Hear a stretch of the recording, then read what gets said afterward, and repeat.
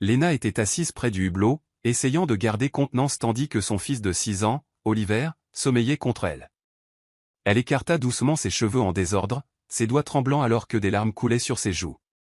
Elle avait enchaîné les doubles services toute la semaine juste pour se payer ce billet, espérant désespérément que ce changement leur offrirait un nouveau départ, loin des fantômes de son passé. Mais maintenant, dans ce vol de nuit, l'épuisement et la peur la submergèrent. Elle pensait être discrète, mais l'homme qui s'installait dans le siège couloir à côté d'elle le remarqua immédiatement.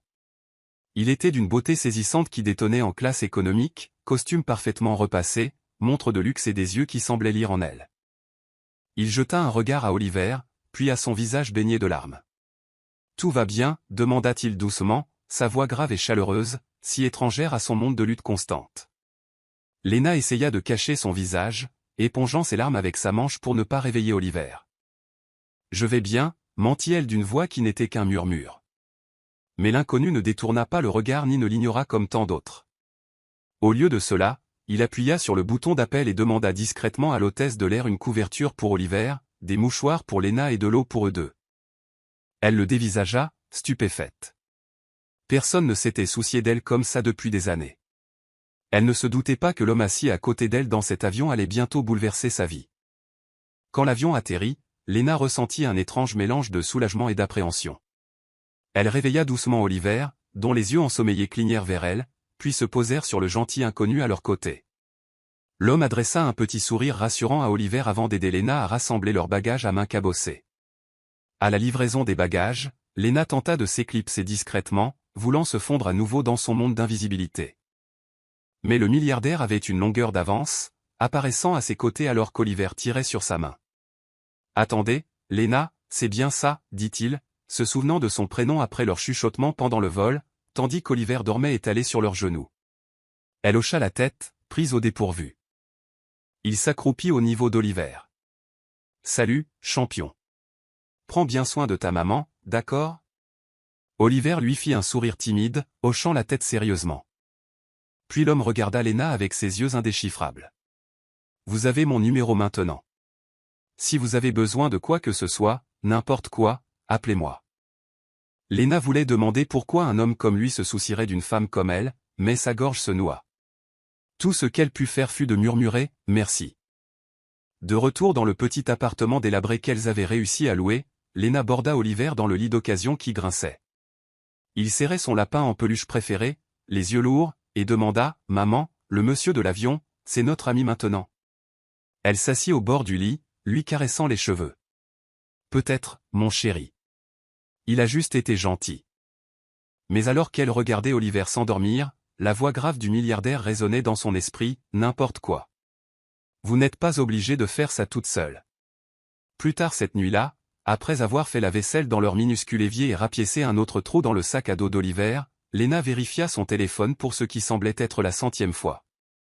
Elle ne s'attendait pas à un message. Mais il y en avait un. « Êtes-vous bien rentré ?» Son cœur fit un bond dans sa poitrine. Elle fixa l'écran un long moment avant de répondre « Oui. » « Merci de vous en soucier. » Elle ne s'attendait pas à ce qu'il réponde, mais en quelques secondes, son téléphone vibra de nouveau. « Je le pensais. Appelez-moi si vous avez besoin d'aide. » Les jours passèrent, et la routine du travail et de l'inquiétude l'engloutit à nouveau.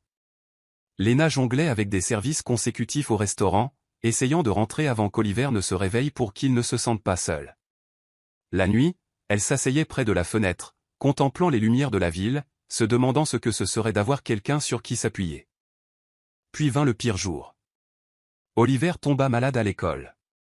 Léna quitta son travail en plein milieu de son service, ignorant les menaces de son manager. Elle l'emmena d'urgence à la clinique bondée, le gardant sur ses genoux pendant des heures. Quand ils rentrèrent enfin, elle trouva un avis collé sur leur porte, loyer en retard. Dernier avertissement. Elle s'effondra sur le sol, berçant le corps chaud et endormi d'Oliver, les larmes coulant sur son visage. Sur une impulsion, elle sortit son téléphone et trouva son numéro. Son doigt plana dessus une éternité. Puis, le cœur battant à tout rompre, elle appela. Quand il répondit, sa voix était si chaleureuse et calme qu'elle éclata en sanglots. « Léna ? Qu'est-ce qui ne va pas » demanda-t-il avec urgence. Elle pouvait à peine parler à travers ses sanglots. Je ne sais plus quoi faire, suffoqua-t-elle. À sa grande surprise, il dit simplement, ne bougez pas. J'arrive. Il arriva moins d'une heure plus tard, se tenant dans le couloir miteux avec des sacs de plats à emporter et un air inquiet. Léna ouvrit la porte, embarrassée par la peinture écaillée, la cuisine exiguë, l'odeur de soupe bon marché qui mijotait encore sur la cuisinière. Mais il ne sembla pas s'en soucier. Il entra, jeta un coup d'œil à Oliver blotti sur le canapé, et posa doucement les sacs. « Mangez quelque chose, dit-il, plaçant une boîte de nourriture chaude dans ses mains tremblantes. Elle le regarda, déconcertée par son calme et son assurance au milieu de son chaos. « Pourquoi faites-vous ça » murmura-t-elle. Il s'assit à côté d'elle. « Parce que vous ne devriez pas avoir à vous battre seul. » Les semaines suivantes apportèrent de petits mais précieux moments d'une normalité inattendue. Le milliardaire, Adam, elle connaissait son nom maintenant, se présentait après le travail avec des provisions, prétendant toujours qu'il en avait trop acheté. Il ne la fit jamais se sentir comme un cas de charité. Un vendredi soir, il arriva avec une pizza géante et un nouveau livre de coloriage pour Oliver. Ils s'assirent en tailleur sur le tapis usé pendant qu'Oliver coloriait joyeusement des super-héros et qu'Adam taquinait Léna sur ses piètres talents de dessinatrice. C'était la première fois que Léna entendait son propre rire résonner contre les murs depuis une éternité. Quand il partit, l'appartement sembla trop silencieux. Quelques nuits plus tard, Léna fut réveillée en sursaut par les cris fébriles d'Oliver. Elle se précipita à ses côtés, le cœur battant la chamade. Sa respiration était saccadée. Elle savait qu'elle devait lui trouver des soins appropriés, mais son compte en banque était déjà vide. Les mains tremblantes, elle appela Adam. Elle détestait avoir besoin de quelqu'un. Mais quand il décrocha et entendit sa voix chancelante, il n'hésita pas, « J'arrive » dit-il fermement. En moins d'une demi-heure, il était à sa porte, portant Oliver dans ses bras puissants comme s'il était la chose la plus précieuse au monde. À l'hôpital, Adam ne la quitta pas. Quand le médecin dit enfin qu'Oliver irait bien, les épaules de Léna s'affaissèrent de soulagement. Elle se tourna vers Adam, des larmes coulant sur son visage. « Vous n'étiez pas obligé de faire ça » murmura-t-elle. Il lui caressa la joue de sa main chaude et dit doucement, « Si, j'étais obligé. Vous faites partie de la famille maintenant. » Tous les deux. La convalescence d'Oliver fut lente mais régulière. Un soir, elle trouva Adam endormi dans le fauteuil à côté du lit d'Oliver. Comment un homme comme lui pouvait-il trouver sa petite vie digne d'intérêt? Elle sentit quelque chose fleurir dans sa poitrine, quelque chose de dangereux et de magnifique. Quand Oliver se réveilla, il lui chuchota, « Maman, est-ce qu'Adam est mon papa maintenant ?» Le souffle de Léna se coupa. Les factures de l'hôpital auraient dû la détruire. Mais quand elle rentra chez elle, elle trouva une enveloppe glissée sous son oreiller. Pas de mots, pas d'explication, juste un reçu marqué, payé en totalité. Elle appela Adam immédiatement. « Vous ne pouvez pas faire ça » protesta-t-elle. « Je vous rembourserai jusqu'au dernier centime, je le jure. » Mais Adam ne fit que rire, de ce rire doux et patient qui la désarmait toujours. « Léna, vous ne me devez rien. Laissez-moi faire ça pour vous et Oliver. S'il vous plaît. » La présence d'Adam devint une constante dans leur vie. Un après-midi pluvieux, Léna se surprit à rire si fort aux blagues terribles d'Adam qu'elle en oublia la pile de factures impayées sur le comptoir. Elle le regarda, vraiment, et sentit les murs qu'elle avait construits commencer à s'effriter. Cette nuit-là, après qu'Oliver se fut endormi, Adam resta. Ils s'assirent près de la fenêtre, regardant les gouttes de pluie dévaler la vitre. La voix de Léna trembla lorsqu'elle murmura, « Pourquoi moi? Pourquoi nous ?» Adam se tourna vers elle, ses yeux si tendres que sa poitrine lui fit mal. « Parce que tu me donnes l'impression d'être enfin à la maison, » dit-il. Et quand il se pencha pour l'embrasser, ce fut comme si le monde entier s'arrêtait. Le baiser changea tout, et rien. Elle se disait que ce n'était qu'un hasard, qu'il finirait par se lasser de sa vie. Mais chaque fois qu'elle essayait de s'éloigner, il la ramenait à lui. Une nuit, alors qu'il bordait Oliver, Adam lui effleura la joue du pouce et murmura, « Je pensais chaque seconde de ce baiser. » Le souffle de Léna se coupa. « J'ai si peur, » admit-elle. Adam l'embrassa sur le front. « Alors n'aie pas peur. Je ne vais nulle part, Léna. Je suis là pour de bon. » Mais tout le monde ne voulait pas la voir heureuse. Greg, son ex-mari amer, entendit les rumeurs. Il se présenta à sa porte un soir, empestant la bière bon marché. Alors, Qui est le nouveau pigeon, hein, ricana Greg. Tu penses que tu peux m'enlever mon fils maintenant que tu as un milliardaire dans ta poche? Lena bloqua la porte avec son corps. Rentre chez toi, Greg. Tu n'es pas le bienvenu ici. Adam arriva quelques instants plus tard, son calme se fissurant alors qu'il s'interposait entre Greg et Lena. Vous devez partir, dit Adam, son ton glacial. Greg recula finalement, mais pas avant de lancer une menace par-dessus son épaule. Ce n'est pas fini, Lena. Tu vas le payer. L'incident laissa Lena secouée. Une nuit, Adam la trouva assise sur le canapé, les genoux contre sa poitrine. Je ne veux pas qu'il s'approche d'Oliver, murmura-t-elle. Adam s'assit à côté d'elle, la serrant contre lui. Il ne prendra pas ton fils. Je te le promets. Mais Greg n'avait pas dit son dernier mot. Il demanda la garde exclusive d'Oliver, racontant des mensonges selon lesquels Lena était une mère indigne. La convocation au tribunal fut comme une condamnation à mort. Adam lut les papiers en silence, la mâchoire crispée. Il pense qu'il peut te faire peur. Il ne sait pas à qui il a affaire, gronda Adam. Lena secoua la tête, sa voix se brisant. Il va tout déformer. Il va me faire passer pour la méchante. Adam lui prit les mains. Alors nous montrerons la vérité au monde. Je ne le laisserai pas prendre Oliver. Ni maintenant, ni jamais. La première audience fut un cauchemar. L'avocat de Greg la dépeignit comme une femme imprudente et manipulatrice. Mais quand Lena parla enfin, sa voix tremblait mais ne se cassa pas. Elle raconta au juge ses doubles services, les nuits blanches, le jour où elle s'était effondrée dans un avion. L'attente était une agonie. Ils décidèrent de fuir la ville quelques jours en attendant la décision. Adam loua un cottage tranquille au bord de la mer. Oliver courait sur le sable, poussant des cris de joie quand Adam le soulevait sur ses épaules. La nuit, il s'asseyait sur le porche, emmitouflé dans des couvertures, écoutant le murmure de l'océan. Pour la première fois depuis si longtemps, Lena sentit la tension s'évacuer de ses épaules.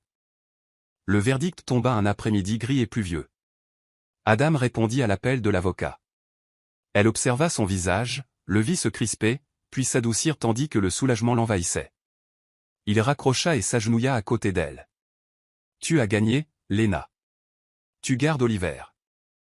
Les larmes coulèrent sur ses joues alors qu'elle serrait Oliver dans ses bras, le couvrant de baisers. Adam s'assit derrière elle, les enveloppant tous les deux dans ses bras. Les jours qui suivirent furent comme un réveil dans un nouveau monde. Lena travaillait toujours à temps partiel, mais maintenant elle rentrait à la maison et trouvait le rire facile d'Adam résonnant dans l'appartement. Un samedi, ils emmenèrent Oliver au parc. Une mère qui passait par là adressa un sourire chaleureux à Lena. « Votre mari est merveilleux avec lui, dit-elle. » Lena rit doucement, les joues rouges. « Il est la meilleure chose qui nous soit jamais arrivée. » Cette nuit-là, alors qu'Oliver dormait blotti entre eux sur le canapé, Lena regarda Adam et murmura « Merci de t'être assis à côté de moi dans cet avion. » Les yeux d'Adam s'adoucirent. « Merci de m'avoir laissé rester. » Il ne fallut pas longtemps avant qu'Adam ne leur demande d'emménager avec lui pour de bon. « Vous deux vivez déjà dans mon cœur chaque jour. Je vous veux aussi dans ma maison. » Quand elles emménagèrent, ce ne fut pas comme entrer dans le château d'un autre. Ce fut comme rentrer à la maison. La chambre d'Amy vide devint celle d'Oliver. Les vêtements de Lena pendaient à côté de ceux d'Adam dans le placard. Leur brosse à dents côte à côte sur le lavabo, simple preuve qu'ils n'étaient plus trois morceaux brisés, mais un tout. Le printemps apporta une douceur que Lena n'avait pas ressentie depuis des années. Mais un soir, elle remarqua qu'Adam semblait distrait. Plus tard, elle le trouva dans la cuisine. « Qu'est-ce qui ne va pas ?» demanda-t-elle.